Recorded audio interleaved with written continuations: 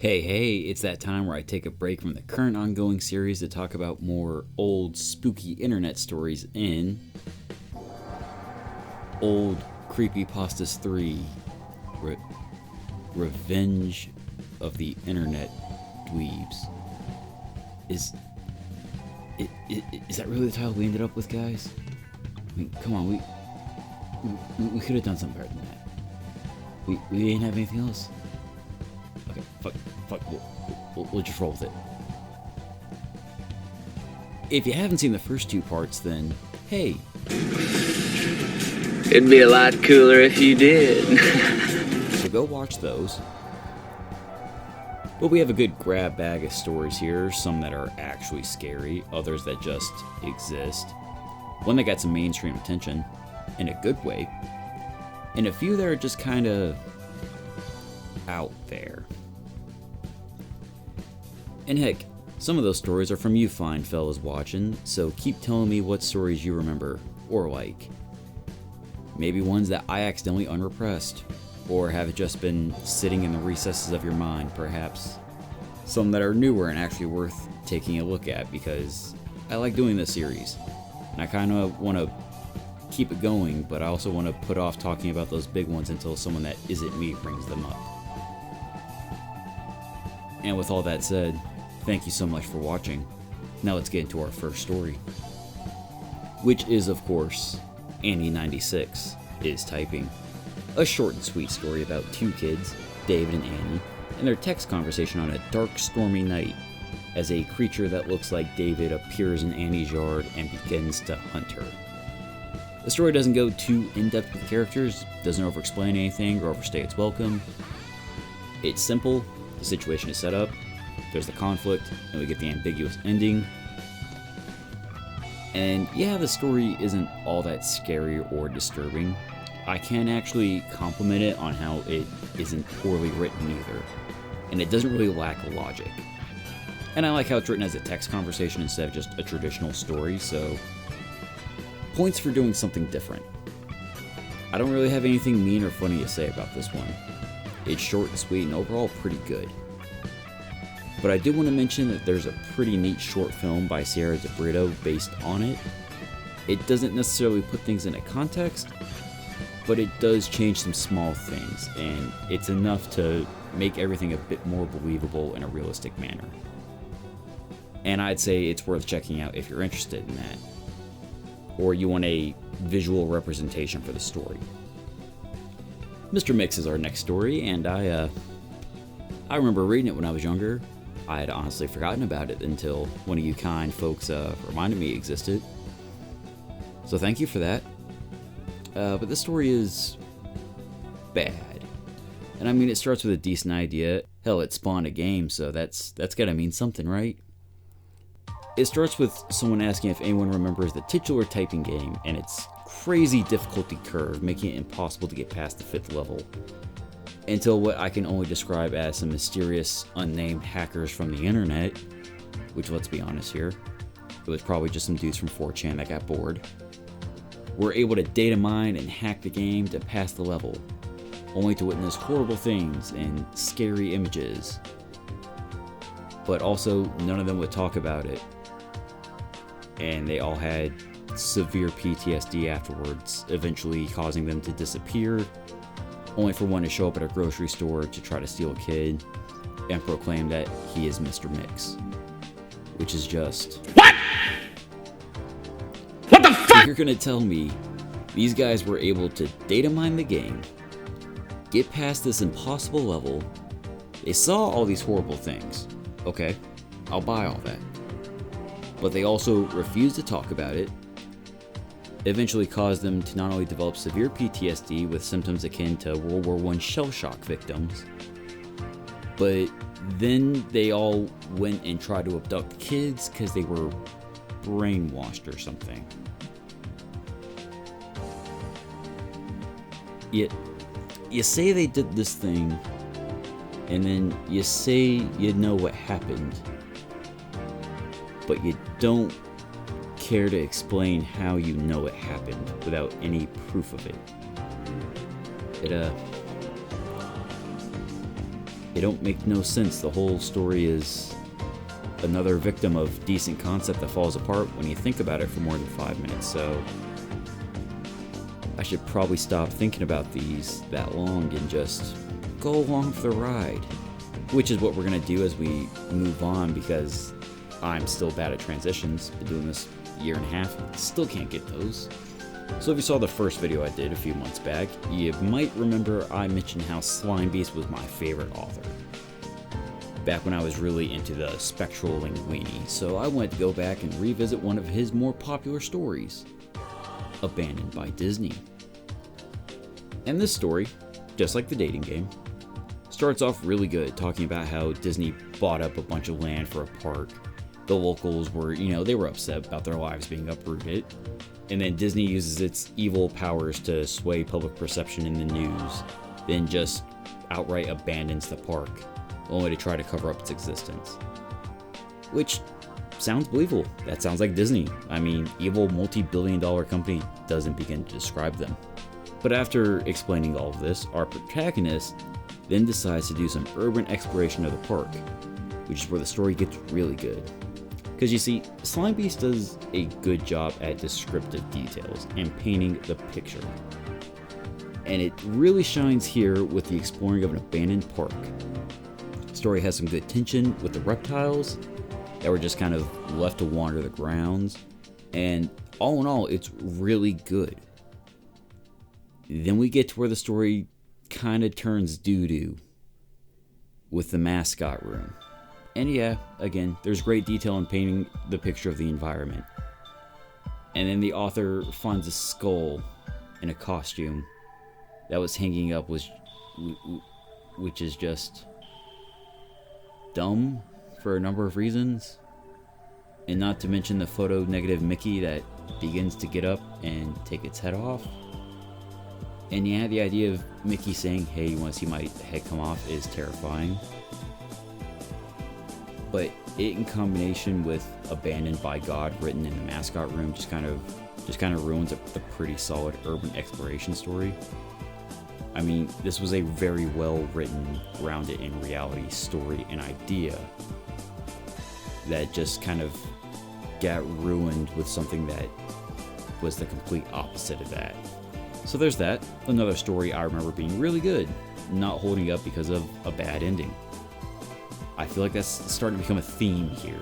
That's starting to be too many of these stories. But Rap Rat is a thing.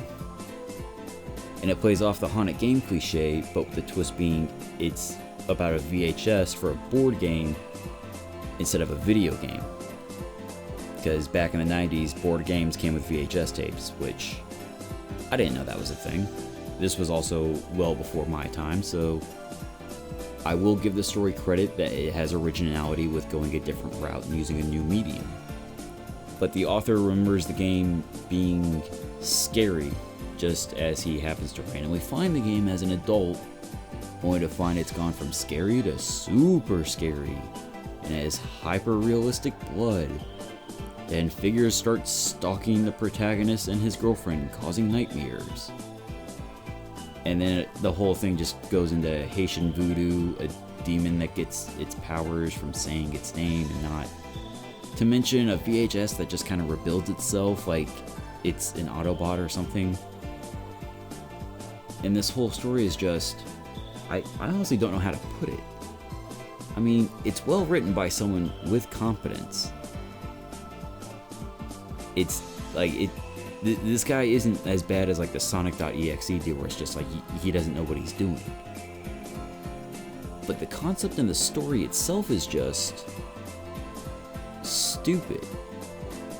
And the ending just goes on a weird tangent with no closure. I can't put it into words, but I just didn't like it. And yeah, at least for me, cursed game creepypastas were always in the same vein of lost episode ones to me. Just terrible and stupid, but this one just kind of hit different. Almost like it was taken too seriously by the author. And the author really wanted to come off as he wasn't taking it too serious. I don't know how to put it. I just don't know.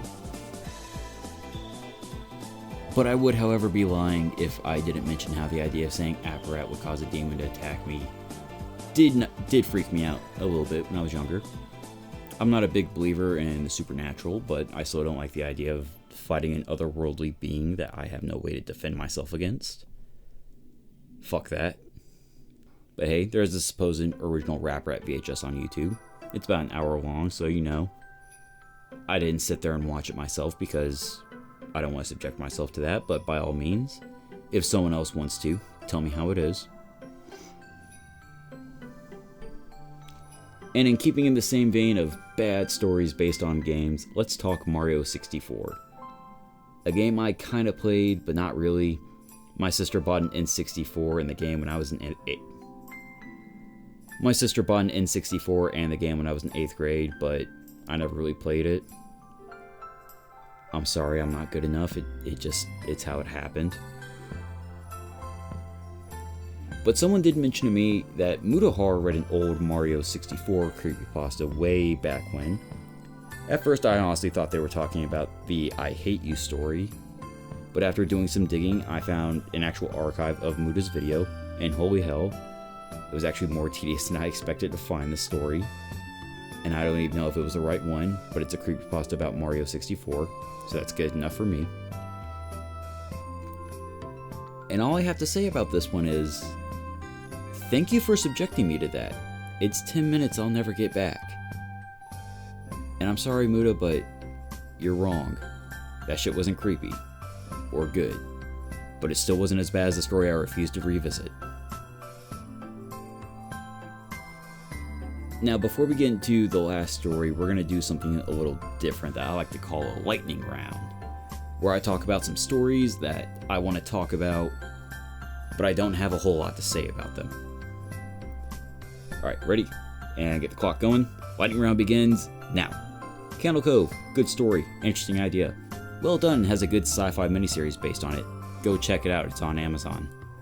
Russian Sleep Experiment, still creepy, still a neat idea. Think it would make a great short horror film, if someone competent could adapt it. The Backrooms, at least the original 4chan post, genuinely creepy and now haunts my dreams. The GIF, moving picture thing. Rediscovered this one skimming in narration channels for any stories I vaguely remember, and thankfully this is really short, but it's still really dumb. Gateway of the Mind, still genuinely upsetting, and great if you want an existential crisis. And that brings us to our last story for today, which is actually a twofer, being The Clown, the Paint, and the Turbine, and its sequel, The Clown, the Paint, and the Circus. Now, just a little context for this one. I remember Turbine was actually one of the scarier stories when I was younger. Like, I remember actually having nightmares about it because, one, clowns are fucking scary. I hate those things. And two, I don't like cornfields either. I always have this strange feeling there's something lurking in them waiting to attack. Well, I mean, it's those two things, and this setup and environment really reminds me of Coraline, which is one of my favorite movies. So, yeah. But how does this story hold up like 7 years later, you ask? Well, kinda. It has a good setup of a kid and his family moving out to the country with his mom telling him not to go out into the wheat fields behind the house. But, you know, kids don't fucking listen. So obviously he does it to go investigate the scarecrow he thinks is something else because 9-year-olds are stupid and they don't know what scarecrows are. But, shocker, turns out the scarecrow is a clown that talks and begins to hunt down our protagonist because he bothered him. So as our hero tries to hide, he gets caught and hit in the head with a paint can so the evil clown can tuck him into bed and leave. Only for our small hero to wake up the next morning and see his parents strung up on a windmill that was painted red, presumably with their blood. Overall, the story isn't bad, but it's not as good as I remember. I don't know, I mean, it has two things I personally don't like.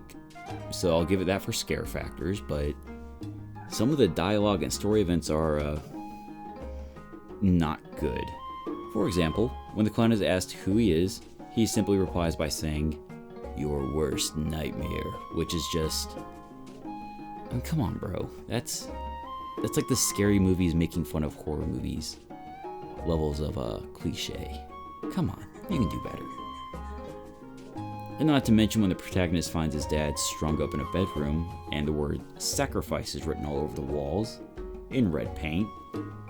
It just barely tips over the line of too edgy for me.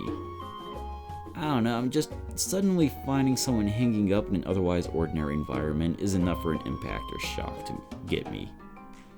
But the story itself is still at least a very good concept to me, and I wasn't disappointed by the end of it. I don't know, I mean, you could rework some of the dialogue and maybe take out sacrifice being written on the walls. Add a competent crew, and you could probably make something really scary out of this. But how well did the sequel prequel age compared to the original, is the question. It's, not good. It has some of the same issues as the first story, but Turbines is short, sweet, a good premise, and it doesn't stay longer than it should. Circus is not that. It starts good, it builds some tension and atmosphere, but about halfway it starts to fall apart, especially since the clown is given more character, a name, and does more than be an ominous threat, so the scare factor is kind of gone. Melody, a character that's just added in this one, her random decision to help the protagonist after she was just a pawn of the clown is just... forced isn't the term I want to use, but there was no build-up or reason for it to happen. It just kind of did, which was just kind of... I feel like there's context missing there. And the protagonist just kind of snapping for no reason at the end was just kind of... why? It didn't make a whole lot of sense. I mean, put simply, there was just a lot more to pick apart and to find flaws in. A good way I can put it is, if Turbines is the original Nightmare on Elm Street, Circus is Freddy's Dead the Final Nightmare, you know? You had a good idea, yet it wasn't perfect, and had issues, but the concept was there, and with a little work, it could be fine-tuned from a good story to a great story. But you done gone, jumped the shark, and beat the horse into the ground, and yet you ruined the original vision, choosing style over substance. So you kind of shot yourself in the foot, but hey, maybe a soft reboot of the series is just what it needs. Bring on part 3, the clown, the paint, and the Fortnite gift card on sale at Costco's. I don't fucking know. Well, that was fun while it lasted. If you made it this far, thank you so much for taking time out of your day to listen to me ramble. I really appreciate it. Here's the shameless plugs for subscribing and Twitter. Tell me what you thought. I like getting the feedback. Again, share your stories with me. And share this with your friends. With hopefully they'll like it. And with all that said, I hope you have a good day. Bye-bye. Love ya.